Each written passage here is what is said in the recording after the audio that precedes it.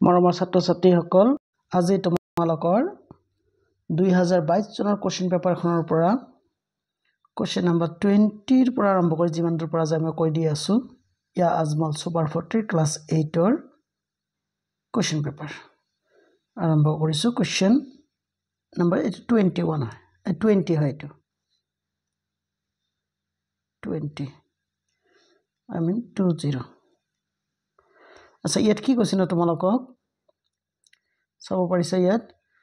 যে 2 into 3 plus 5 is equal to 2 into 3 plus 2 into 5 হৈছে ডেশৰ উদাহৰণ কিহৰ উদাহৰণ হ'ব এইটো তোমালোকে জানিবা সকলে মত ডিস্ট্ৰিবিউটিভ প্ৰপাৰ্টি বিতৰণ বিধি আকৌ এবাৰ বুজাই দিছো মই যেনেকৈ a into b plus c এটো সমান সমান কি হয় আমি লিখো a into b plus a into c এনেকা মডেলৰ হেকাৰিয়ে কোৱা হ'ব তোমালোকৰ বিতৰণ বিধি বা ডিস্ট্ৰিবিউটিভ প্ৰপাৰ্টি গল তাৰপিছত আহিল তোমালোকৰ 21 নম্বৰটো 21 নম্বৰত কি আছিল যদি 5x - 4 whole into 4 equal to 80 তেন্তে x ৰ মান কিমান হ'ব এটা কেৱল সহজ দিছে মই তোমালোকক বুজাই দিছো ৰবা কি লিখা আছে ইয়াত 5x minus 5 whole into 4 is equal to 80 এটা আছে নহয় এটা আমাৰ x ৰ মান উলিয়াব লাগে চাইছা এই 4 টো ইয়াৰ লগত পূৰণ হৈ আছে নহয় একাৰণে 4 ইয়াত ডাইৰেক্ট কাটিব পাৰিবা 4 to the 8 শূন্য এটা আছে শূন্য লগাই দিলা ফাইন এতিয়া ইমপ্লাইজ দিলা এতিয়া তোমালোকে লিখিবা 5x is equal to a minus 5 আছে হিফালে যাব তাৰপিছত কিমান হ'ব 20 plus 5 20 plus 5 কিমান হয় 25 ৰাইট এতিয়া আমি কাটাকাটি কৰিম 5 আছে নহয় 5 5 * 25 তেনেহলে x ৰ মান আমাৰ কিমান ওলাল 5 ওলাল হয়নে দেখা যাকচোন আছে নে নাই আমাৰ অপচনটো 5 এই যে 3 নম্বৰ অপচনটো চাইছে নহয় এই যে 5 নেক্সট কোৱেশ্চনটো কি আছিল 2 নম্বৰত -2/7 ৰ সমতুল্য পৰিমেয় সংখ্যাটো হ'ব -2/7 ৰ সমতুল্য পৰিমেয় সংখ্যা এবিলাক তোমালোকে কাটাকাটি কৰিলে হ'ব আচ্ছা ইয়াত কোনটো হ'ব পাৰে -378 ইয়াত আছে আৰু -11323 আচ্ছা ৰবা আমি ৰেন্ডম লৈ এটা লৈ লম লোৱাৰ পিছত আমি ক্যালকুলেট কৰি চাম কোনটো শুদ্ধ কোনটো ভুল আচ্ছা ৰবা ফাৰ্স্ট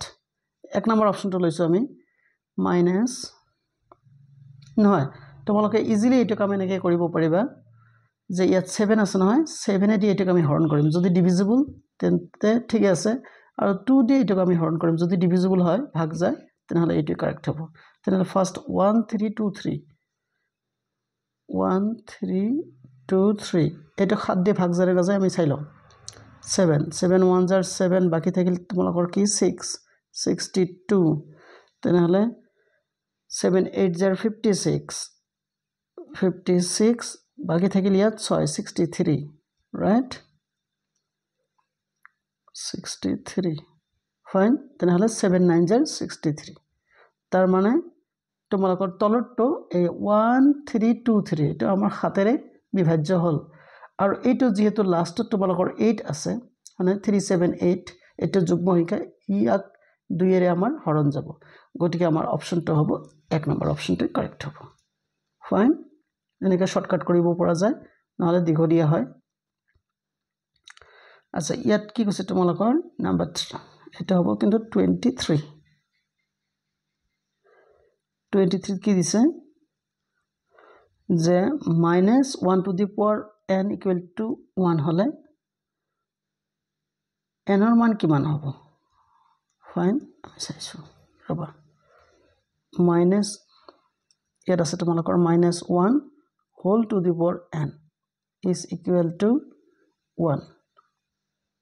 হয়নে তেনেহলে আমাৰ n ৰ মান কিমান হ'ব এটা টেকনিক্যাল কিন্তু সহজ আছে তোমালোকে এটো equal to -1 whole to the power 0 লিখিব পাৰা কিয় লিখিব পাৰিম কাৰণ এনিথিং টু দি পাৱাৰ 0 সকলো সময়ত কিমান হয় 1 হয় সেইটো আমি প্ৰপাৰ্টি ইউজ কৰিছোঁ এতিয়া পাই গলা এতিয়া কথা হল কি ইয়াৰ ভূমি আছে তোমালোকৰ -1 ইয়াতো -1 তেনেহলে ইয়াত আছে আমাৰ n ইয়াত কি হ'ব 0 তেনেহলে n ৰ মান কিমান হৈ গল 0 দেখা যাকচোন অপচনটো আছে নাই আৰু যুগ্ম অযুগ্মৰ কথা কৈছে ইয়াত আচ্ছা আচ্ছা সেইটো আন এটা তোমালোকৰ কথা আছে ৰবা সেইটো মই বেলেগে বুজাই দিছো কিন্তু এইটো হসা কিন্তু আৰু যেটো অপচন তোমালোকৰ বেলেগ দিছে সেই বেলেগ হিচাপে আমাক কৰিব লাগিব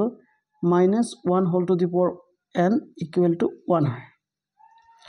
এতিয়া এই n ৰ মান যদি যুগ্ম হয় ধৰি লোৱা -1 হোল স্কয়াৰ ইয়াৰ মান কিমান হ'ব +1 হ'ব কিন্তু -1 যদি হোল কিউব হয় তেনেহলে -1 ৰিজাল্ট হ'ব মানে তানে এটা যুগ্ম হলে +1 হয় আৰু অযুগ্ম হলে তোমালোকৰ -1 তেনেহলে আমাৰ ইয়াত মাথা মাৰিব নালাগে সিদ্ধা তোমালোকে দেখিবা n ৰ মান যুগ্ম হ'ব n ৰ মান যুগ্ম তাৰ মানে 3 নম্বৰ অপচনটো তোমালোকৰ কাৰেক্ট নম্বৰ 4 টো মই বুজাই দিছো 4 টো নহয় এটা হ'ব তোমালোকৰ 24 যদি m = -1 তেন্তে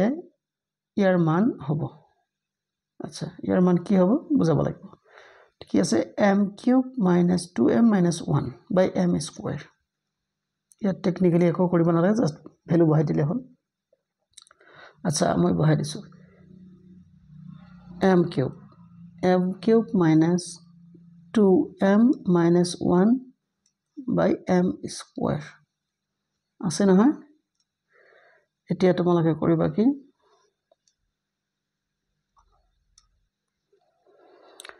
m যে আছে m ৰ জায়গাত আমি -1 বহাই দিম তেতিয়াহলে -1 হোল কিউব -2 * -1 আকৌ -1 / -1 হোল স্কয়াৰ ক্যালকুলেট আমি কৰছোন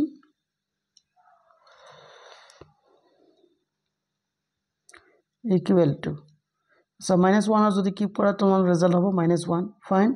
এতিয়া মাইনাস ইনটু মাইনাস কিমান হ'ব প্লাস 2 1 গুণ 2 হ'ব -1 -1 ৰ স্কয়াৰ কৰিলে 1 হয় তেনেহলে -1 - 2 -2 + 2 কিমান হ'ব 0 0/1 মানে 0 তেনেহলে আমাৰ ৰিজাল্টটো হৈ পৰিব 0 এই অপচন নম্বৰ 3 টো চাইছে তোমালোকে এইটো তোমালোকৰ কাৰেক্ট অপচন তাৰ পিছত এতিয়া আহো আমি 25 নম্বৰ লৈ 25 এটো 25 কি কৈছে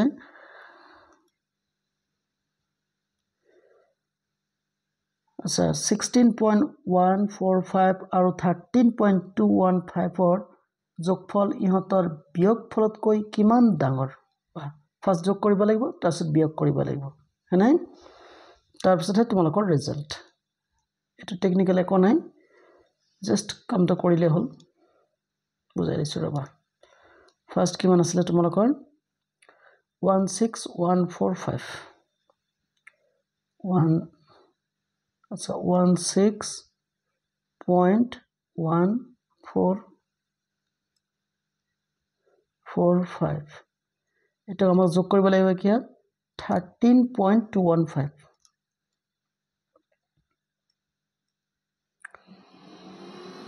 13.215 এইখিনিতে মই তোমালোকক এটা ট্ৰিক শিকাই দিছো যদি এনে ধৰণৰ অংক তোমালোকে পোৱা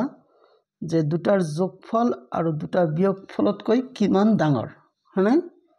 তেনে সিধা কৰিবা কি এই পিছৰ সংখ্যাটো যে আছে পিছৰ সংখ্যাটোক তোমালোকে ডাবল কৰি দিবা কেচা খতম তেনেহলে আমি পিছৰ সংখ্যাটো যে আছে ইয়াক ডাবল কৰি চাও আনসাৰটো আমাৰ মিলেনে নাই এই পিছৰ সংখ্যাটো হল আমাৰ এইটো ইয়াক আমি ডাবল কৰো 2 5 গুণ 10 0 2 1 গুণ 2 3 2 3 গুণ 6 তাৰপিছত 2 টাৰ্ম 26 26.63 আচ্ছা এটা 6 কি হ'ব 4 হে হ'ব ৰবা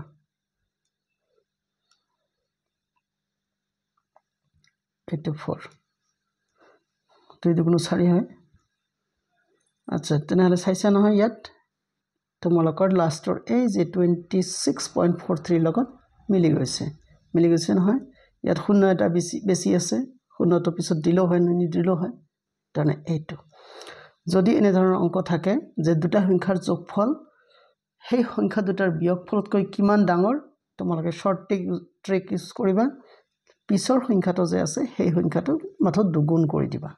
হৈ গ'ল তোমালোকৰ আনসাৰ আশা কৰিছো তোমালোকে ভিডিওটো ভাল পাবা লাইক কমেন্ট শেয়াৰ কৰিবা আৰু প্লিজ মোৰ চেনেলটো সাবস্ক্ৰাইব কৰিবা চোৱাৰ কাৰণে ধন্যবাদ আৰু ভিডিও তোমালোকৰ আহি থাকিব সেই কাৰণে ট্ৰেইনিং হৈ থাকিবা